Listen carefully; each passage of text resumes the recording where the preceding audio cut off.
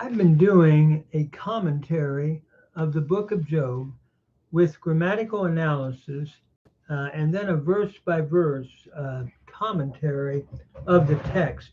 And we are up to Job chapter 13, verses 13 and following. And just to give the background, Job has just told his friends that they are very poor helpers that really have not helped him at all. And so at this point, Job in verses 13 to really 28 turns away from his friends and turns to God. Though God slay him, Job says he must plead his innocency before him. He asks God to ease his sufferings and his terror upon him, then states his plea before God. And so we pick it up at verse 13, and we'll read the Hebrew, look briefly at the grammar, followed by a commentary. So verse 13 reads, Ha harishu mimenu ve'adabra ani, vaya'avor alai ma. Hold, hold really your peace from me, or hold your peace really from me, and then I will speak. And let come upon me, literally, let it come upon me what? And we could say whatever happens. Ha harishu is from the root harash, to be silent. It is a hiphil imperfect, uh, followed then a plural, followed by mimeni, that is from me. In other words, let be silenced, literally from me. Uh, and speaking of, he's addressing God. To be silent from me is my take on it, and I will speak, or let me speak. But adabra is from the root davar, to speak. It's a PL imperfect, first common singular from the root davar. Notice you have your hurried pathak, your hate pathak, followed then by your pathak and the doubling of the middle radical. And again, we're looking at a PL with that vowel, thematic vowel pattern, and it's a first person singular. So it's let me speak, or even I will speak. Ani here is emphatic. And so he's putting forth how he emphatically wants to speak. And then he says, and let it come upon me what?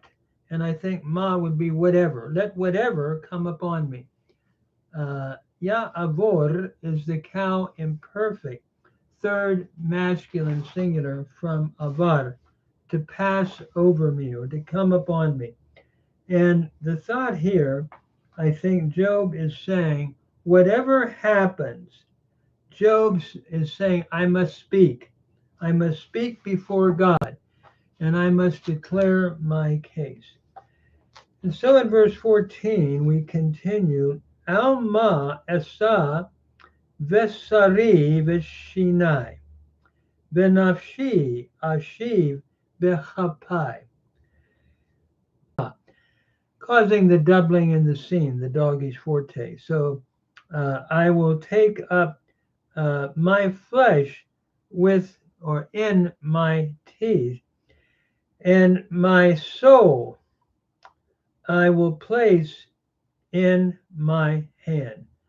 Aseem is from the root seem, to place. It's the cow imperfect, first person singular from seem. So I will place my soul in my hand, is what the text is saying. And what I believe Job is saying here is, I will take my flesh in my teeth, which is like a proverb, meaning that Job will take his life into his hands in order to plead his innocency before God. In other words, whatever happens, I have to plead my innocency, even if my life is threatened, I think is the thought here. So then we go on in verse 15. Hein yikteleni lo ayachel, ach derachai al panav ohicha. Though he slay me, yet I will trust him. In other words, even then I will trust him.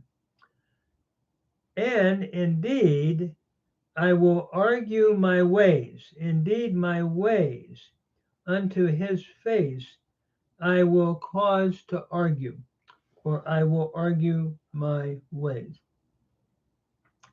Notice yik teleni is from katal, to slay or to kill. And what he's saying here is, even though I risk my life, I am going to take up my case before him.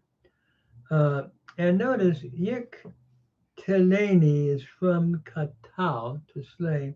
It's the cow imperfect, third person singular, from katal, though he slay me. And notice the e here is your pronominal suffix, first person singular,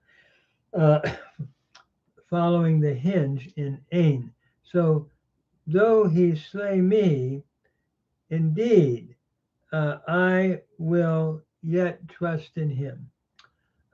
Ayachel is is from the root yachal, to trust, and I will still trust in him, though he should slay me. And I'm understanding this as a PL imperfect, first person singular. I will yet trust in him, and behold my ways, unto his face I will cause to argue. Ohicha is from the root yakach, to argue one's case. And here we have a hifil imperfect, first person singular, from yakach or yachach. Historically, it is my understanding it was a pei vav verb, vacha. And then when you put it with the hifil, which would have been how hicha, it became ohicha.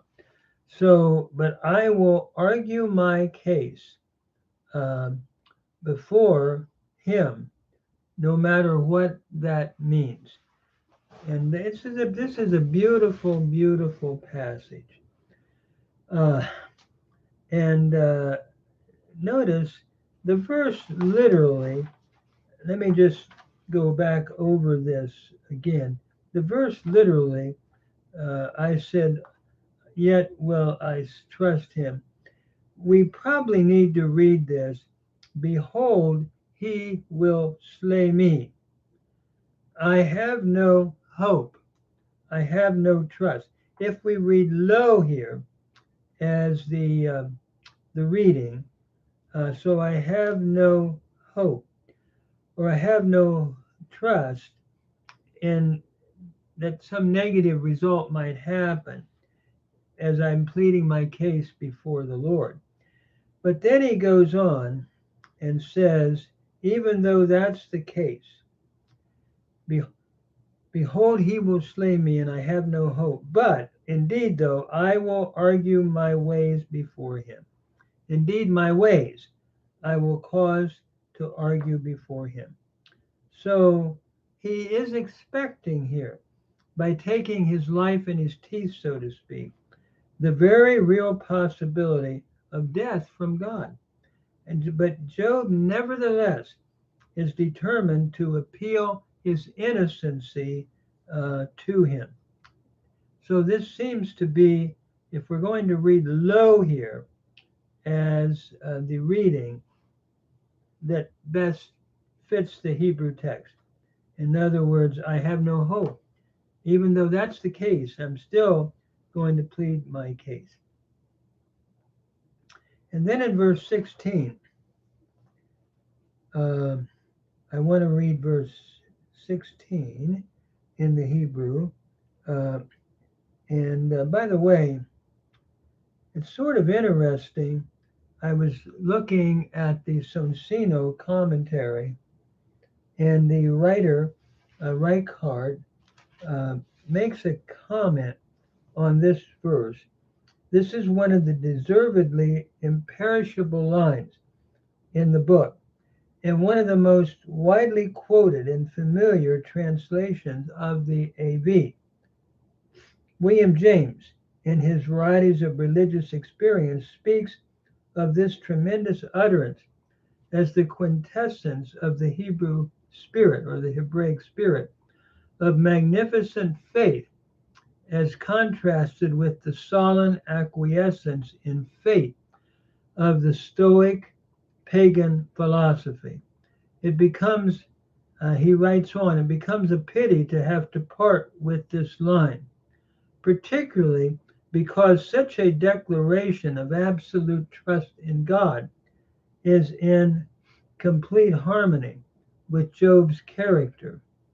However, he went on to write, modern scholars maintain that the statement is premature in its present context with the frame of mind in which Job is here speaking. I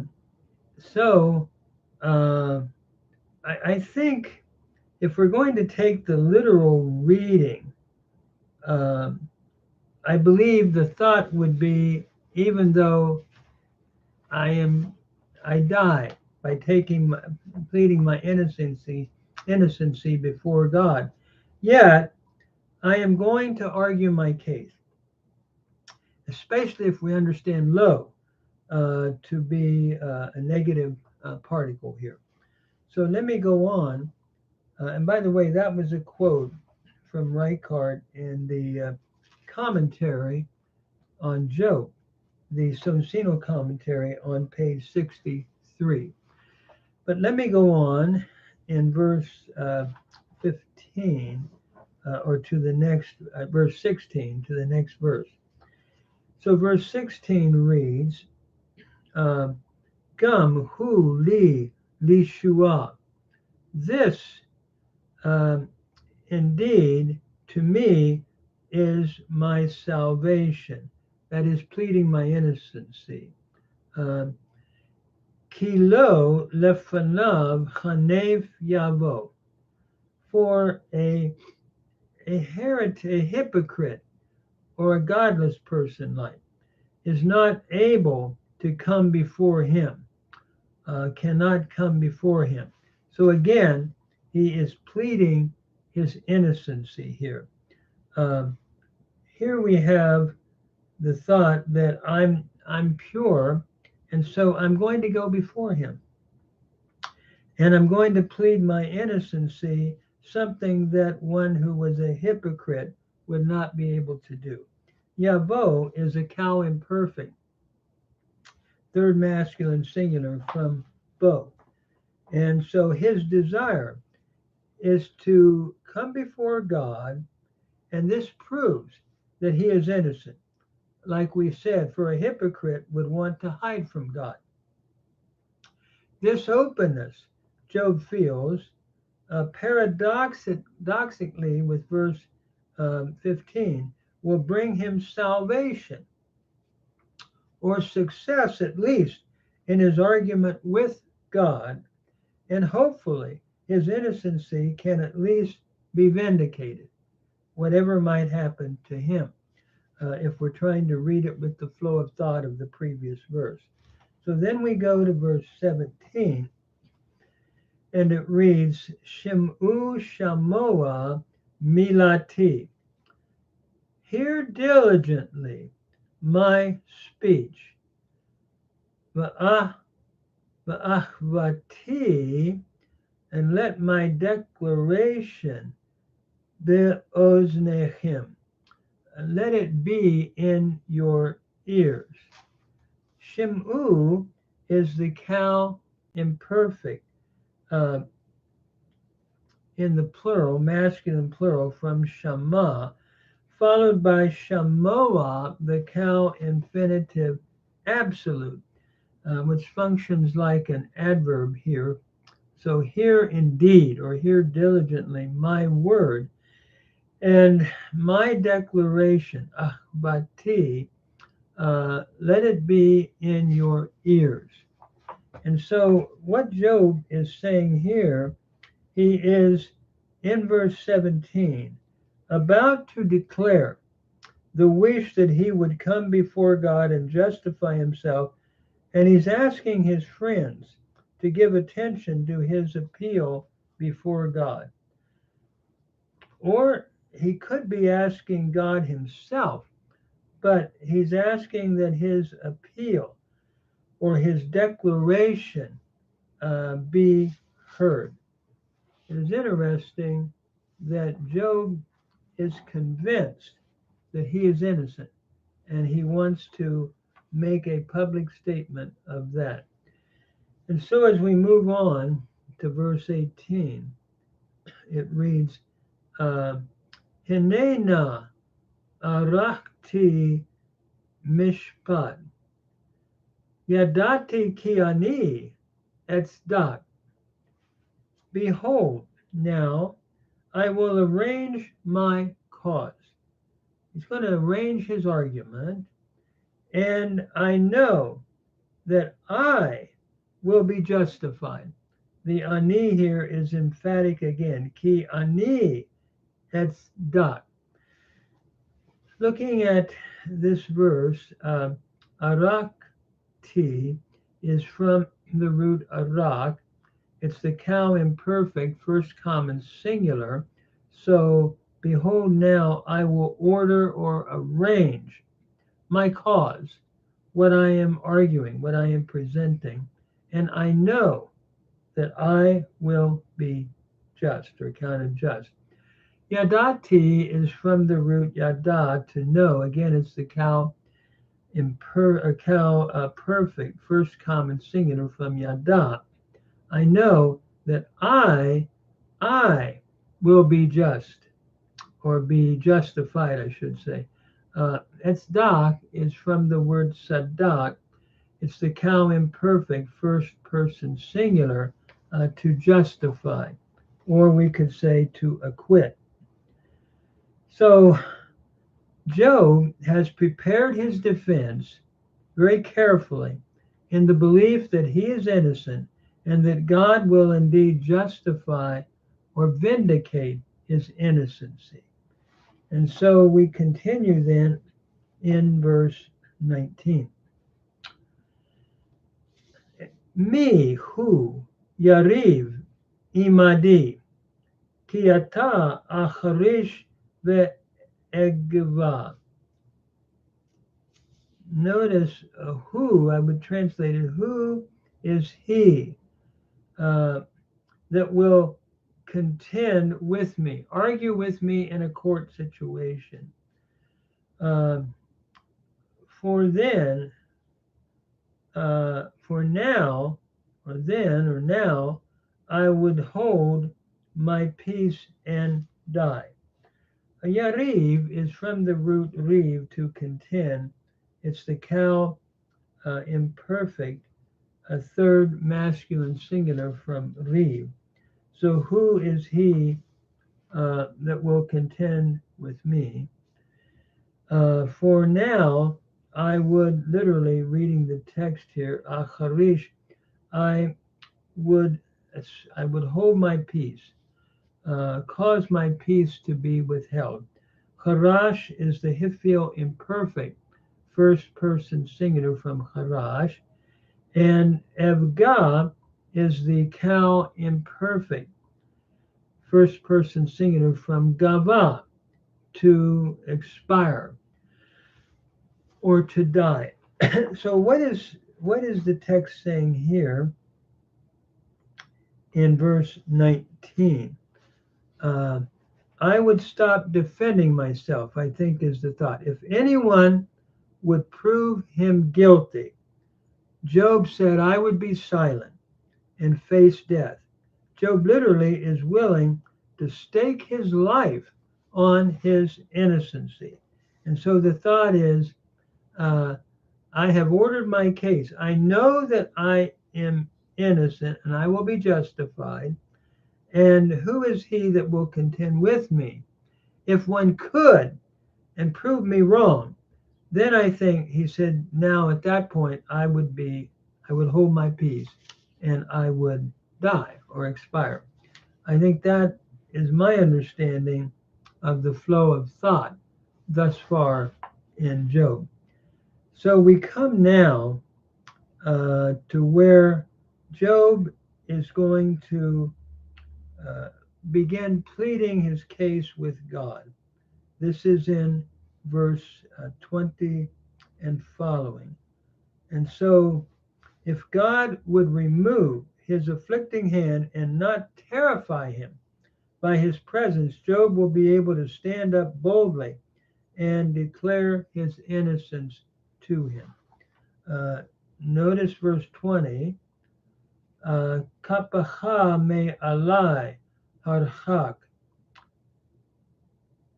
ve'ematacha al teva atani. That is, withdraw, literally, your hand from me, withdraw. So withdraw your hand from me. Harhak is from rachak. It's a hifil imperative, second person masculine imperative singular from rachab. So remove far from me, I think is the idea. Your hand that's crushing me and judging me.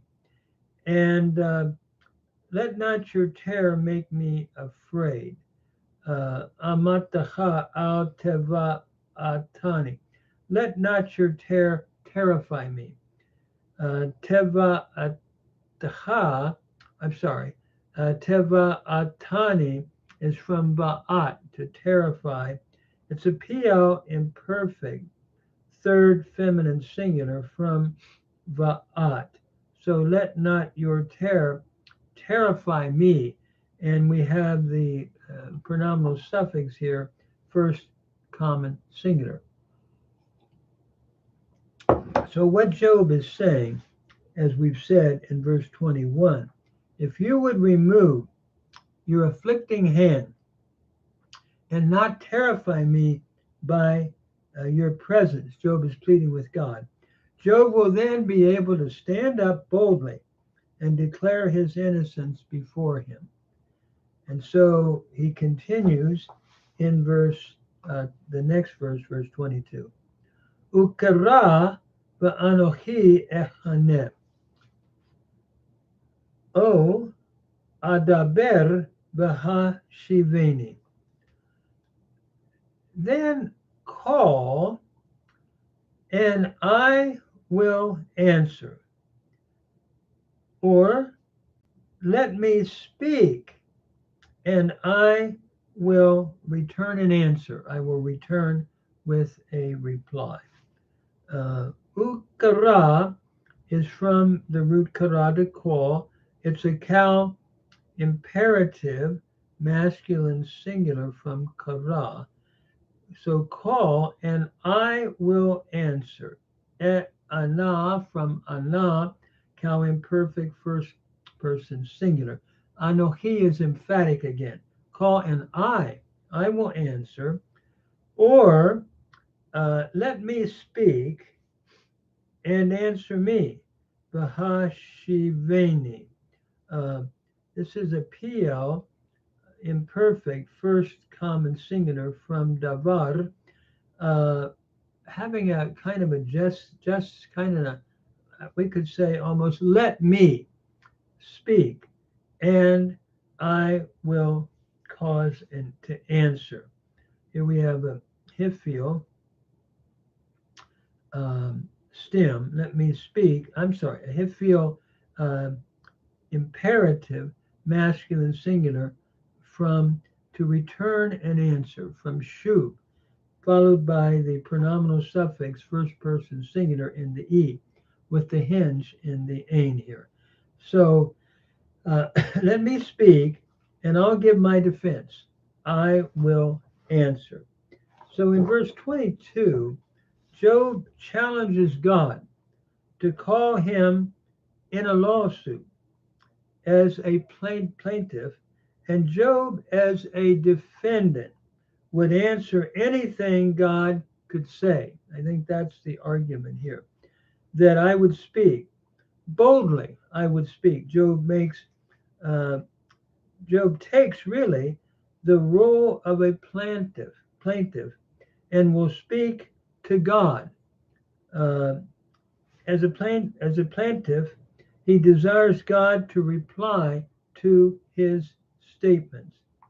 In other words, I'm going to speak to God and declare my case, is what he's saying. So in verse 23, we continue the thought of this great book. Kama li avonot v'chataot, pish'i v'chatati hodieni. That is, how many to me are my iniquities and sins? How many? Cause me to know my transgression and my sin. My transgression and my sin cause me to know. How many are my iniquities? This is his plea before God. And really cause me to know what my transgression and my sin is. Notice hodi'eni is from yada, to know. It's another hifil imperative, masculine singular. Yada, again, historically was a pei vav verb, vada, and when we put it into the imperative, it became how di'eni, and it changed with the patak holim vav to a holim. Or with a patak vav to a holim. So cause me to know my transgression and my sin. What Job is pleading here with God in verse 23, that he wants to know where he has sinned. As his friends believe that great suffering is the result of sin, it looks to me like Job is asking God to point them out to him, as he does not know of a single one. If God adds up Job's sins, he will find that he has overpunished him in the suffering that he has given to him, which is not the result of sin. And so in verse 24, as he continues his argument, it says, Lama, fanecha taster. Why do you hide your face? V'tach shaveni le'oyev lak. And why do you hold me for your enemy? Why do you hold me as your enemy? Notice here, taster is from the root satar, to hide. It's a hifil imperfect, second masculine singular with the ai thematic vowel pattern, the pathak followed by the hirik yod. So why do you hide your face? and hold me for your enemy. Notice here, tak shaveni means to reckon or to account me for an enemy to you. Here we have a hifil or a cow, tak shaveni, a cow imperfect second masculine singular from chashav.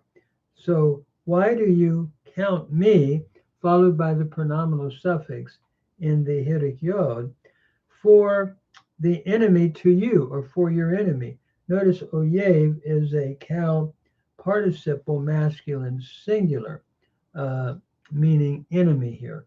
So why are you holding me as an enemy when I am innocent? And so in verse 24, again, Job is asking God, why is this happening? If God adds up Job's sin and all of them, he will find that he has, again, as we have said, has over punished him. And so that's what he's pleading. Why are you holding me as an enemy in spite of, basically in spite of my innocency? Why are you doing this?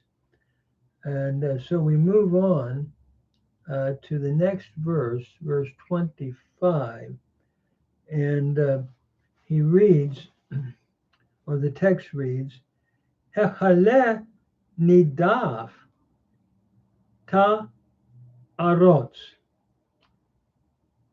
Will you harass a leaf that is driven? A leaf driven, will you harass? Notice nidaf here is from nadaf. We're looking at a nifal participle, masculine singular, from nadaf, a pay noon verb, and the noon here is the noon of the end stem, or the the nifal stem. So as a leaf driven, notice ta'arots is from aratz, to drive, as a leaf that is driven, a cow imperfect, third feminine singular. So why are you holding me as a leaf blown around? And then va'et kash yavesh tirdof, will you pursue me as dry stubble, or with stubble, as with stubble that is dry? Will you pursue me? It seems like the question is continuing here. Tirdof is from radaf, to pursue. It's a cow imperfect second masculine singular from radaf. And as a leaf driven, and as dry stubble, kash meaning stubble, yavesh, stubble that is dry. So as dried stubble, will you pursue me? Looking at verse 25 then, the thought seems to be, Job compares himself, first of all, to a leaf which has already died and fallen off of the tree, and to a chaff, both of which are blown and tossed at the mercy of the wind. So Job views himself as blown to and fro, as a part, almost like as a part of God's judgment, as sport for God and for his fancy and for his desire, because he feels totally justified and totally innocent. So then we continue in verse 26. Ki tik tov alai merorot v'chorisheni onot avonot neurai. That is, for that you should write bitter things against me, that you should write bitter things against me and make me to inherit the iniquities of my youth, even small things that I might have done. Notice here that you should write tiktov from katab. It's a cow imperfect second masculine singular from katab. That you should write uh, against me merorot, bitter things. That you should write bitter things against me, and you should cause me to inherit the iniquities of my youth. Uh, to risheni is from Yarash. It's a cow, it's a hifil, um, imperfect, second masculine singular from Yarash. Again, previously or historically a pevav root. So tau rishain becoming to rishain in the historical development. That you would cause me to inherit the iniquities of my youth.